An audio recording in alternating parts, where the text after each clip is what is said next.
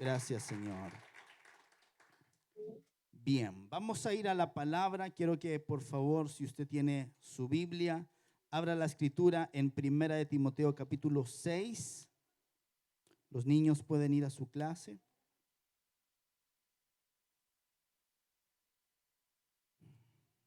Primera de Timoteo capítulo 6, del verso 17 en adelante.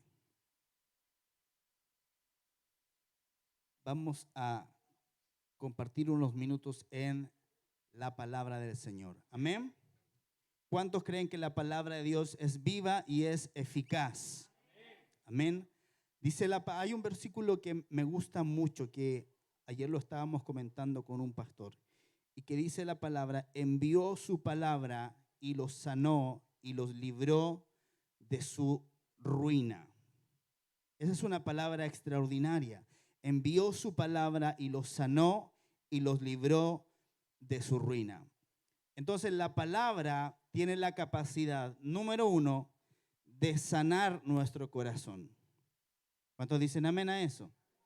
La palabra de Dios tiene el poder de sanar nuestro corazón. Lo segundo que puede hacer la palabra de Dios es librarnos de la ruina. Diga conmigo: Señor, yo confieso en este día que tu palabra es sanidad, sana mi corazón y me libra de toda ruina. Hoy quiero compartir con ustedes una palabra que he titulado Un fundamento para el porvenir. Un fundamento para el porvenir. Así que vamos a ir a Primera de Timoteo, capítulo 6, versículo 17 en adelante.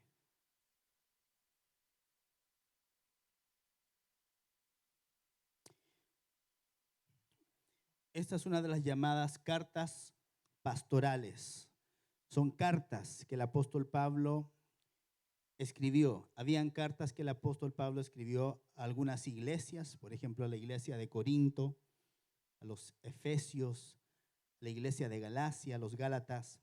Pero hay cartas que el apóstol Pablo enviaba a sus hijos en la fe.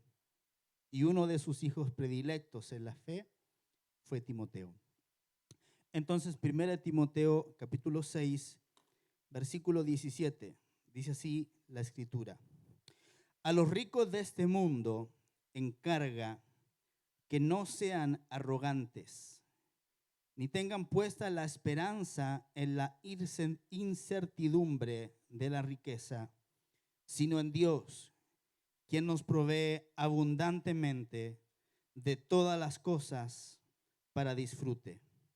Que hagan el bien, que sean ricos en buenas obras, que sean generosos, dispuestos a compartir, atesorando para sí mismos un buen fundamento para el porvenir, a fin de que echen mano de la verdadera vida. Amén.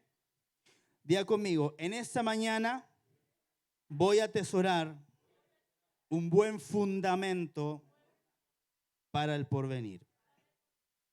Hoy en la mañana yo estaba meditando en la palabra y me daba cuenta de que estos últimos 2 años, ¿cierto? El 2020, 2021, fines del 2019, hemos estado viviendo tiempos de gran incertidumbre, ¿verdad que sí? Y la incertidumbre es una palabra que está dando vuelta en el ambiente hace mucho rato. Incertidumbre quiere decir incierto, inseguro, dudoso. Y hay una incertidumbre en el ambiente acerca de qué es lo que va a pasar, ¿verdad? Se aproximan ahora, en un par de semanas ya, las elecciones presidenciales. Ocurrió el estallido social, ¿verdad? Que yo en forma personal, yo le llamo estallido delictual más que estallido social, porque en realidad lo que ha ocurrido es la destrucción de muchas cosas. Y creo que hay demandas que son justas. pero creo que la violencia nunca es el camino para conseguir nada. Amén. Entonces hay una incertidumbre en el ambiente. No se sabe qué es lo que va a ocurrir. No se sabe qué es lo que va a pasar. Hace unas semanas atrás, el que iba punteando las encuestas era Gabriel Boric. Pero hace un par de días que ha ocurrido un cambio y se ve que el candidato Kast está tomando la delantera. Entonces hay una incertidumbre en el ambiente, porque no se sabe qué es lo que va a ocurrir. Yo no sé si usted se acuerda, bueno, los más entrados en años acá, que me incluyo entre ustedes, aunque no debería, ¿verdad? Porque soy jovencito. Pero yo me acuerdo que después de la elección del plebiscito del 88, cuando yo tenía 8 años, se sabía que iba a ganar Patricio Aylwin, ¿cierto? Cuando estaba la competencia entre Frei y Alessandri, se sabía que iba a ganar Frei. Entonces, hubo un tiempo de mucha estabilidad en la nación. Era como muy sabido lo que iba a ocurrir. Y estaba más o menos repartido casi equitativamente las cosas, pero de un tiempo a esta parte es como que entramos como en una revolución casi. No se sabe lo que va a ocurrir, no se sabe lo que va a pasar. Y entonces yo he escuchado de hermanos que lo primero que se les ocurre en su cabeza es migrar. Y yo creo que muchos hemos comentado, ¿cierto?, en la interior de nuestra familia. ¿Y si nos vamos a tal país? ¿Y si nos vamos? Y los hermanos que vienen de afuera, que vienen de Venezuela, están más asustados todavía porque nos dicen, no, nosotros vimos cómo empezó el asunto en Venezuela y acá está parecido a cómo empezó allá. Y entonces hay algo que se llama incertidumbre que empieza a invadir nuestros corazones. Y los hijos de Dios no estamos exentos de sentir incertidumbre. A veces cuando quedamos sin trabajo, ¿qué es lo que viene? La incertidumbre. Cuando hay una mala noticia dentro de la familia, incertidumbre. Cuando recibimos un diagnóstico médico adverso de una enfermedad que no esperábamos, ¿qué es lo que ocurre? Incertidumbre. Entonces, la incertidumbre es algo con lo que nosotros vamos a tener que luchar, que lidiar en nuestra vida. Porque como hijos de Dios no estamos exentos de sentir en cierta medida incertidumbre. Tenemos un Dios que nos ama, que nos guarda y todo, pero yo creo que seríamos muy mentirosos si dijéramos, no, yo nunca siento incertidumbre. No, si yo confío plenamente, ciegamente en Dios, yo creo que eso daría cuenta de una persona que en realidad no está hablando con mucha verdad. Porque todos en algún momento, en la interna, ¿cierto?, con el esposo, la esposa, los amigos más cercanos, hablamos, decimos qué es lo que irá a pasar, qué es lo que irá a suceder. Pero el apóstol Pablo le escribe a Timoteo y les da las claves para poder superar la incertidumbre. El versículo 19 dice, atesorando para sí mismos un buen fundamento para el porvenir. Y el porvenir no es otra cosa, sino que es el futuro.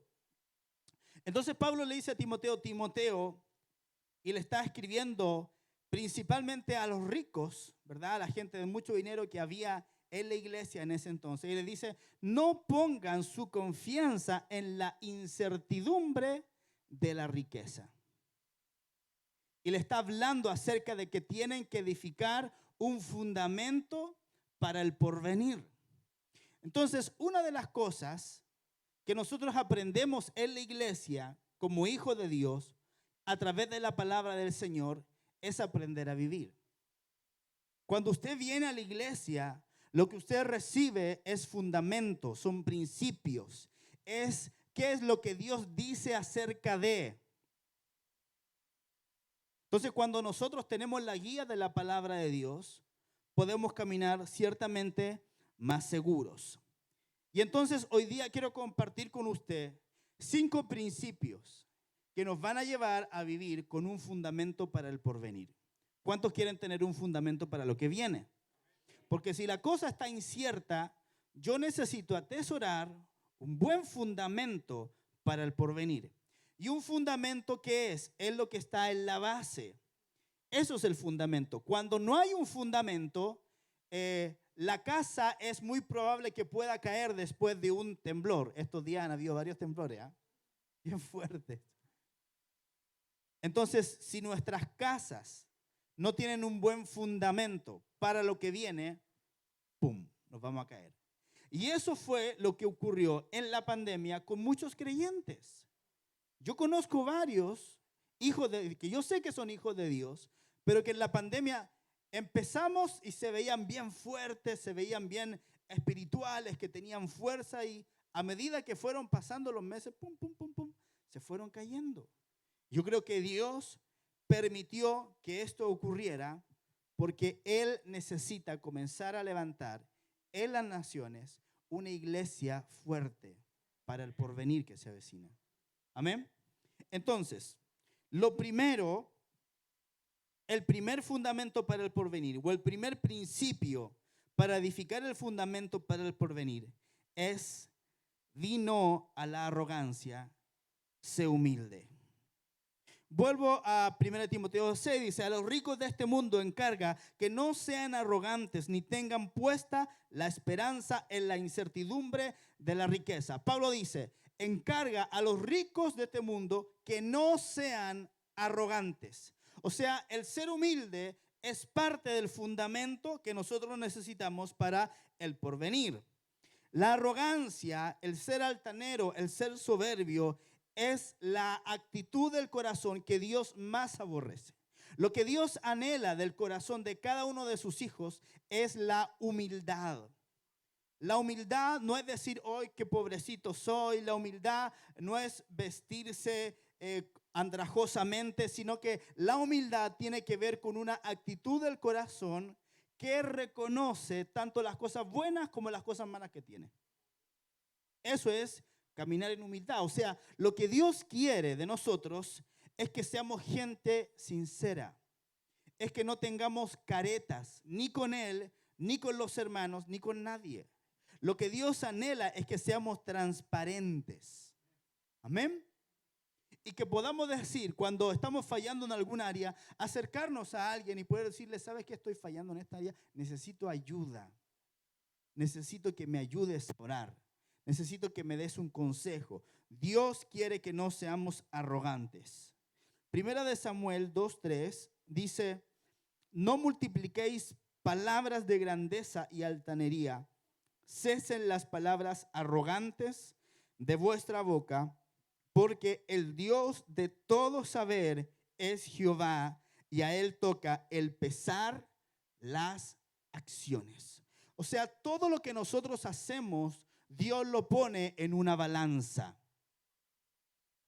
Dice la palabra que Dios pesa los corazones. Dios pesa la actitud del corazón. Y Él desea que no hablemos palabras de grandeza y altanería. Ahora, cuando somos personas de fe, se suele confundir la soberbia con la fe, porque la fe cree algo que todavía no viene. Entonces a veces se puede confundir la soberbia o la arrogancia con la fe. Pero ¿cuál es la clave acá? Saber cuál es la actitud de nuestro corazón. Porque usted puede anhelar ser grande. Escuche, si usted tiene un negocio, si usted tiene una empresa, o si usted está estudiando alguna carrera, anhele siempre ser grande. Aspire a la grandeza, pero sin que su corazón se vea afectado por esa grandeza. Sin que su corazón comience a entrar en un estado de altanería o soberbia, porque eso es lo que a Dios no le gusta. Entonces, si usted quiere estudiar medicina, sea el mejor médico, vaya a la mejor universidad, haga especializaciones, sea lo mejor que usted pueda hacer para el Señor, pero siempre con un corazón humilde. ¿Por qué? Porque cuando tú eres humilde, tú empiezas a atesorar un fundamento para el porvenir que te viene. Amén. Entonces, ese es el primer principio. Decir no a la arrogancia y ser humilde. Isaías 57:15 dice: porque así dijo el alfa y sublime, el alto y sublime, el que habita la eternidad y cuyo nombre es el santo. Yo habito en la altura y la santidad, y con el quebrantado y humilde de espíritu, para hacer vivir el espíritu de los humildes y para vivificar el corazón de los quebrantados. Entonces hay dos lugares en los cuales Dios él mismo dice que Él habita. Él vive en la altura y la santidad. O sea, eso es un lugar al cual solamente tenemos acceso a través de la fe, porque ninguno de nosotros es suficientemente alto, ni sublime, ni santo como para vivir con Dios por nuestros propios méritos. Pero sí dice la palabra que Él también vive y Él habita con el quebrantado y humilde de espíritu. Entonces, ¿por qué la humildad es un fundamento para el porvenir? Porque la humildad asegura la presencia de Dios en tu vida. Ni una vez, están todos durmiendo. Escuche, la humildad asegura la presencia de Dios en tu vida. Y si hay algo que nosotros necesitamos para poder vivir sin incertidumbre del mañana, es saber que Dios está conmigo. Es saber que el mundo a mi alrededor se puede estar cayendo a pedazos, pero si Dios está conmigo, yo no temo. Si el Señor está conmigo, yo no tengo miedo. Si su presencia va conmigo, yo no puedo temer. Entonces, si eres humilde, la presencia de Dios va a habitar contigo, su presencia estará contigo y entonces nada te faltará. El que habita al abrigo del Altísimo morará bajo la sombra del Omnipotente. ¿Quién es el Omnipotente? El que todo lo puede. Entonces, si hay un porvenir incierto, ¿qué me importa a mí si yo estoy habitando con el que todo lo puede? Eso trae paz a mi corazón. Eso trae seguridad a mi vida. Dios le dijo a Moisés en Éxodo 33:14, y él dijo: mi presencia irá contigo y te daré descanso. ¿Cuántos han estado estresados estos últimos 2 años? ¿Cierto? Pero cuando somos gente humilde, se cumple lo que Dios le dijo a Moisés: mi presencia irá contigo y te daré descanso. Puedo descansar en el Señor cuando su presencia va conmigo. Entonces, lo primero que tú necesitas para tener un buen fundamento para el porvenir es la humildad, porque la humildad te asegura la presencia de Dios en tu vida. Y si la presencia de Dios va conmigo, entonces yo descanso. Amén. Entonces, cuando yo descanso, ¿cuántos han tenido problemas para dormir este último tiempo? Harto. ¿Y qué es lo que produce la falta de sueño? ¿Qué es lo que produce el dormir mal? ¿Qué es lo que produce? Cansancio, estrés, enojo. Uno anda de mal humor. Uno anda pateando la perra, como decimos nosotros. ¿Sí o no? Anda pateando la perra, anda enojado, anda estresado, anda gruñón, anda negativo.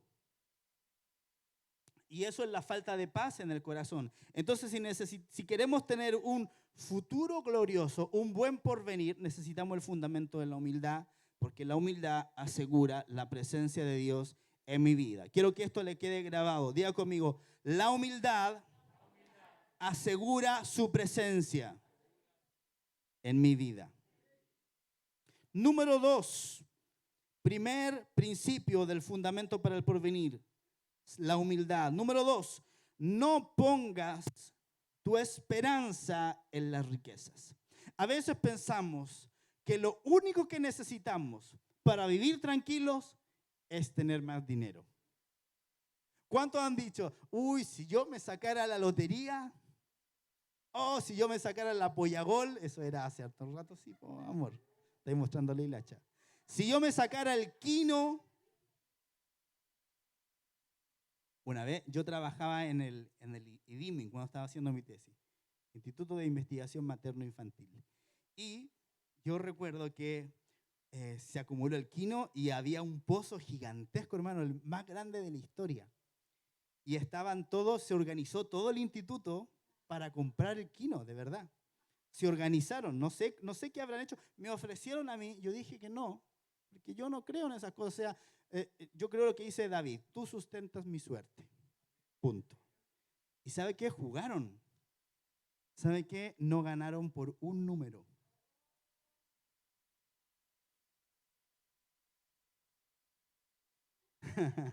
No ganaron por un número. ¿Y sabe qué? Igual se repartieron la plata porque igual ganan algo. Al final eran como, estoy hablando del año 2006, a cada uno al final le tocó como 120,000 pesos, que en ese entonces igual era plata. Yo dije, menos mal que yo no jugué. Me sentí bien por no haber jugado. Dije, menos mal que no ganaron, porque ahí me hubiera sentido muy mal, porque eran varios millones, ahí se retiraban todos. Todo el instituto hubiera renunciado y hubiera quedado yo solo trabajando, imagínense. Pero el punto es que nosotros no podemos poner nuestra confianza en las riquezas. No porque tú tengas mucha plata se te va a solucionar la vida. Hay cosas que se van a hacer más fáciles, eso es verdad. ¿Cierto? Porque cuando tenemos una casa o podemos pagar la ISAPRE o todas esas cosas, se nos facilita mucho más la vida, pero nosotros no podemos poner la confianza y nuestra seguridad en el dinero. Por eso que el apóstol Pablo les dice que no sean arrogantes ni tengan puesta la esperanza en la incertidumbre de la riqueza. Ahora, todos los creyentes, todos los hijos del Señor, tenemos que aspirar a tener finanzas sanas. Amén. Porque Dios nos quiere bendecir, Dios nos quiere prosperar financieramente, pero nuestra esperanza debe estar puesta en la fuente que nos provee, no en la provisión en sí. Entonces el apóstol Pablo dice que no tengan puesta la esperanza en la incertidumbre de la riqueza, sino en Dios, quien nos provee abundantemente de todas las cosas para disfrute. Cuando nosotros ponemos nuestra confianza en las riquezas, al final lo que terminamos de hacer es matar la gallina de los huevos de oro. ¿Usted ha escuchado esa fábula, la gallina de los huevos de oro? La escribió un poeta griego que se llamaba Esopo. Y él cuenta la historia de esta manera. Dice, había un granjero muy pobre que no tenía dinero y se le apareció un enanito. Y el enanito le dijo, te voy a premiar con la gallina de los huevos de oro.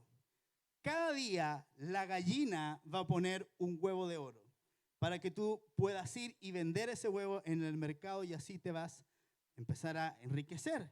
Y el hombre le hizo caso, tenía la gallina y cada día vendía un huevo de oro que ponía la gallina y hasta ser el hombre más rico de toda la comarca. Pero un día la avaricia hizo que este hombre dijera, voy a matar la gallina y voy a descubrir cuál es la mina de oro que tiene dentro. La mató, la abrió y no había nada. Y ahí lo perdió todo. Entonces, cuando nosotros ponemos la confianza en las riquezas, es como poner la confianza en el huevo de oro que yo voy a obtener. Yo tengo que poner la confianza en el Señor. Si yo empiezo a confiar en las riquezas, voy a matar la gallina de los huevos de oro. Ahora, no estoy diciendo que Dios es la gallina de los huevos de oro, por favor. Lo que estoy diciendo es que el Señor es la fuente de nuestra provisión y nuestra confianza no tiene que estar en lo que Él nos da ni en lo que Él nos provee. Nuestra confianza tiene que estar puesta en su persona. Amén. Entonces tenemos que poner nuestra confianza en el Señor. Deuteronomio 8:17 al 18 dice, y digas en tu corazón, mi poder y la fuerza de mi mano me han traído esta riqueza. Sino acuérdate de Jehová tu Dios, porque Él te da el poder para hacer las riquezas. Nunca ponga su confianza en lo que Dios le ha dado. Acuérdese de Jehová su Dios. Él es quien nos da el poder para hacer las riquezas. Entonces, lo que nosotros debemos de hacer como hijos de Dios es decirle al Señor, Señor, dame la sabiduría, dame la capacidad y dame el poder para poder generar riqueza para mi casa, para mi familia. Una idea de Dios te puede hacer a ti millonario. ¿Me está escuchando? Una idea de Dios lo puede hacer usted millonario. Él es quien nos da el poder de hacer la riqueza. Él nos da la fuerza, Él nos da la capacidad, Él nos da la sabiduría para poder producir. Fíjese que cuando Dios creó a Adán y Eva, le dijo, multiplícate, multiplícate. Yo voy a hacer que tú seas abundante. O sea, en el corazón de Dios nunca está el que nosotros seamos pobres. Dios desea que nosotros seamos prósperos, prosperados. Pero si tú no trabajas, tú no vas a prosperar. Tú no puedes quedarte sentado en tu casa esperando que las riquezas te lleguen. No es así. Dios no te da la riqueza, Dios te da el poder para hacer las riquezas. Entonces Dios te da la inteligencia, Dios te da la sabiduría para poder producir, para poder emprender. Amén. Entonces usted pídale al Señor y dígale, Señor, yo no pongo mi confianza en la riqueza, yo pongo mi confianza en ti, que me das el poder de hacer riquezas. Primera de Crónicas 29, 11 al 12 dice, tuya es, oh Jehová, la magnificencia y el poder, la gloria, la victoria y el honor, porque todas las cosas que están en los cielos y en la tierra son tuyas. Tuyo, oh Jehová, es el reino y tú eres excelso sobre todos. Las riquezas y la gloria proceden de ti y tú dominas sobre todo. En tu mano está la fuerza y el poder, y en tu mano el hacer grande y el dar poder a todos. Las riquezas y la gloria proceden de ¿quién? Del Señor. Amén. Proceden de Él. Entonces a usted le conviene asociarse con Dios. Porque si todo viene de Él, yo me asocio con la fuente. Amén. El tercer principio para el fundamento, para el porvenir, no es otra cosa sino que hacer el bien. Dice acá, versículo 18, 1 Timoteo 6, que hagan el bien, que sean ricos en buenas obras, que sean generosos, dispuestos a compartir. Hacer el bien, el ser generoso, el aprender a compartir, es un fundamento para el porvenir. Proverbios 19, 17 dice, el que da al pobre presta a Yahvé y Él se lo devolverá. Cuando usted da a alguien que no tiene, usted le está dando a la persona que no tiene, pero a la vez usted le está prestando a Dios. Ahora, ¿será posible que Dios pueda ser deudor de alguien? Dios no es deudor de nadie. Entonces, cuando nosotros somos generosos, cuando nosotros compartimos con aquel que tiene necesidad, cuando nosotros somos generosos al dar, y no estoy hablando solamente acerca de la ofrenda ni del diezmo, sino que estoy hablando más bien de poder dar a alguien, a una persona que esté pasando por necesidad. ¿Sabe que en nuestro presupuesto debiéramos de tener un ítem que diga misericordia? Tenemos el ítem del cable, del plan del internet, del dividendo o el arriendo, del canal del fútbol, ¿cierto? Tenemos en nuestra planilla Excel, yo tengo una planilla Excel donde voy poniendo todos mis gastos y todos mis ingresos y todo, y el diezmo en primer lugar, la ofrenda en segundo lugar, todos los gastos que tengo durante el mes, Falabella, Ripley, no sé qué, lo que compré, la luz, el gas, etcétera. Debiéramos tener ahí un apartado que diga misericordia. ¿Sabe por qué? Porque eso asegura su porvenir. Porque la palabra de Dios dice que el que da al pobre presta a Yahvé y Él se lo devolverá. Entonces, cuando nosotros damos a una persona que está en necesidad, Dios lo toma eso como un préstamo hacia Él. Como Él no es deudor de nadie, Él se lo va a devolver. Ahora, como Dios es un Dios de abundancia, Él devuelve multiplicado. ¿Cuántos me dicen amén? Entonces tenemos que confiar en el Señor y tenemos que hacer el bien. Entonces cuando das al pobre, prestas a Dios, el pobre no te lo va a devolver, pero Dios, Él te va a recompensar. Entonces el mejor seguro que nosotros podemos tener es la generosidad. Amén. Entonces cuando usted es generoso, cuando usted da, cuando usted tiene un corazón abierto para suplir una necesidad en otra persona, Dios se encarga de devolvernos. Amén. El cuarto principio del fundamento para el porvenir es confía en Dios. El Salmo 125, versos 1 y 2 dice: los que confían en Yahvé son como el monte de Sión, que no se mueve, mas siempre está firme. ¿Cuántos dicen amén? Entonces, si confiamos en el Señor, en Yahvé, vamos a ser como el monte de Sión, que no se mueve, mas siempre está firme. ¿Ha visto usted las gelatinas cómo se mueven? Usted la empuja un poquito y ahí queda vibrando mucho rato. Ahora haga usted eso mismo con una piedra. La piedra no se va a mover. El movimiento de lo que habla es de la firmeza, de la estructura de esa sustancia. Entonces nosotros cuando confiamos en el Señor, Dios transforma nuestro corazón de manera que siempre podamos estar firmes.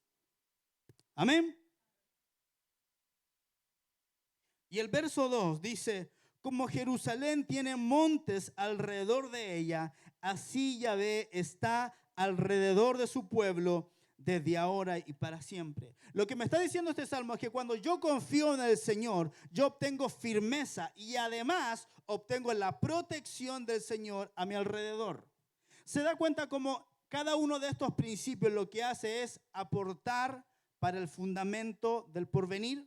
Cuando yo confío en el Señor, cuando yo pongo mi confianza en Él, cuando yo le creo a Él, en otras palabras, que es muy diferente de creer en Él, porque en realidad todos creemos en Dios, pero muy pocos le creemos a su palabra, pocos le creen a sus promesas, pocos le creen a lo que Él dice en la Escritura, porque si le creyéramos de verdad, haríamos lo que Él nos dice que hiciéramos. Entonces, debemos de ser gente que confía en el Señor, porque cuando nuestro corazón aprende a confiar en el Señor, adquiere firmeza y adquiere descanso.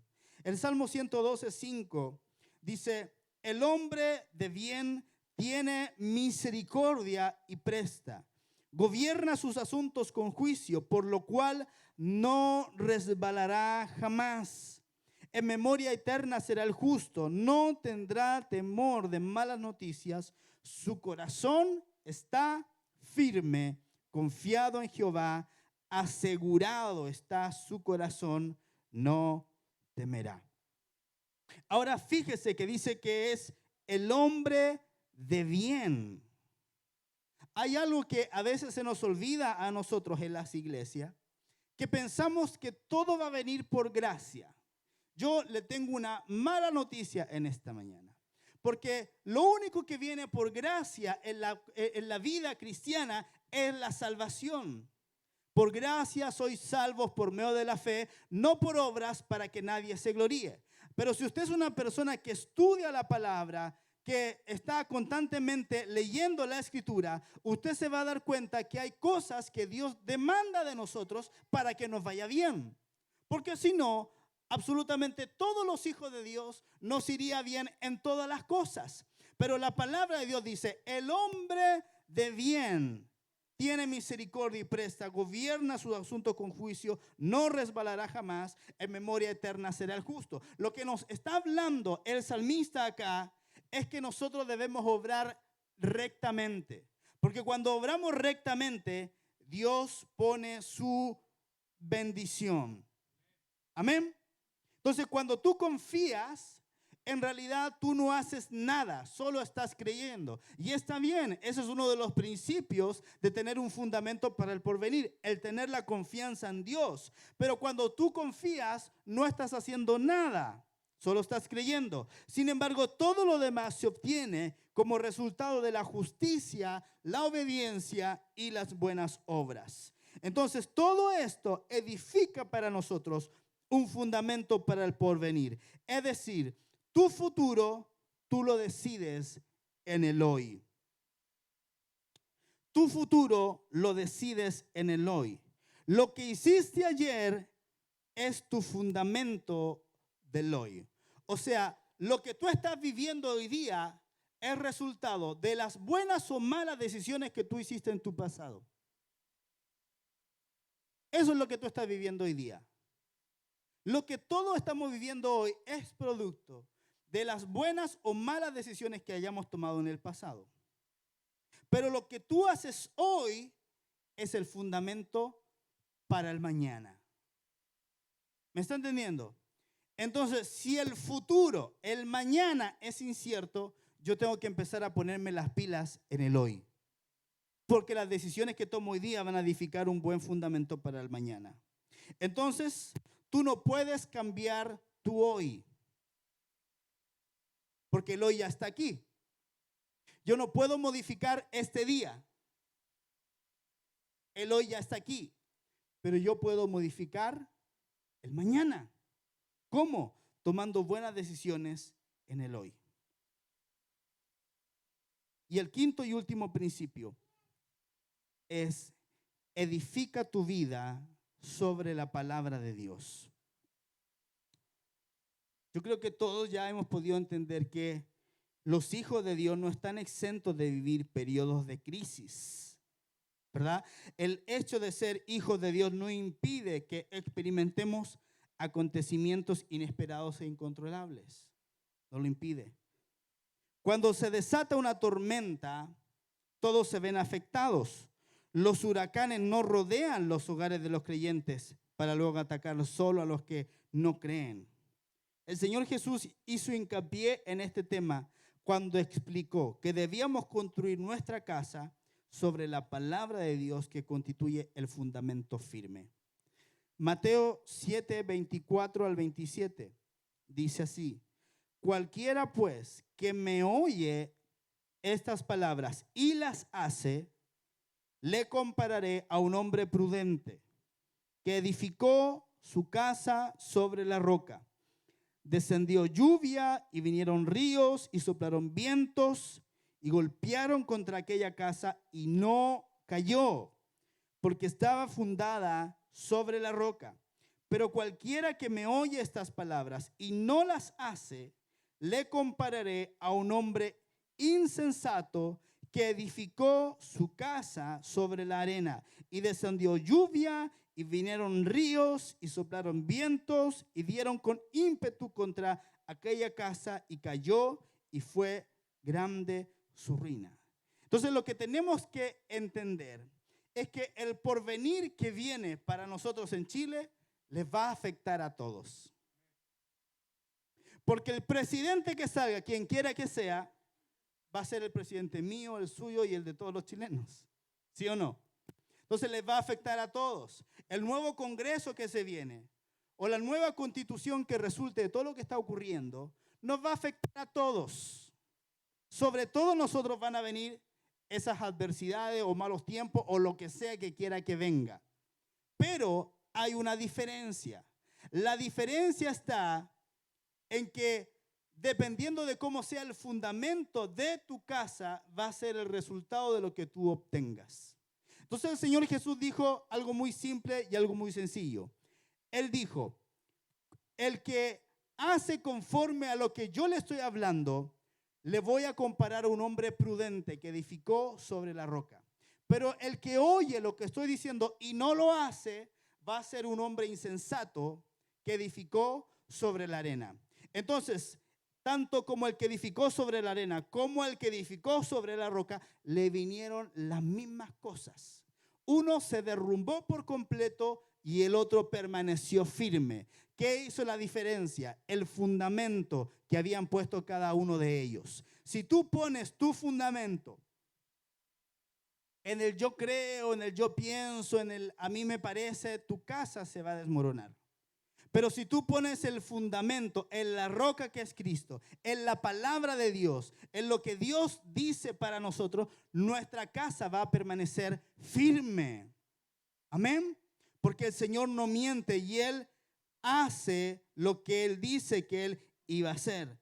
Entonces las épocas de crisis los afectan a todos, pero la diferencia se encuentra en los cimientos de las dos casas. La tormenta es la prueba.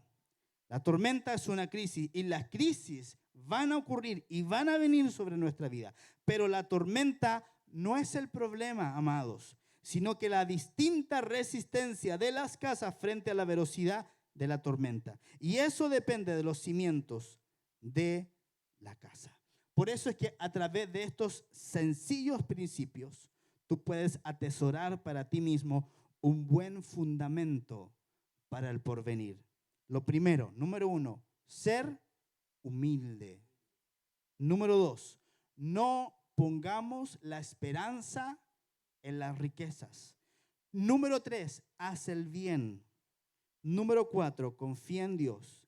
Y número 5, edifica tu vida sobre la palabra de Dios. Si usted hace estas 5 cosas, usted va a atesorar un buen fundamento para el porvenir. Y lo que venga, sea cualquier cosa que venga, usted va a estar firme. Usted va a tener un fundamento. Usted va a tener un depósito para hacer frente a la adversidad de la vida.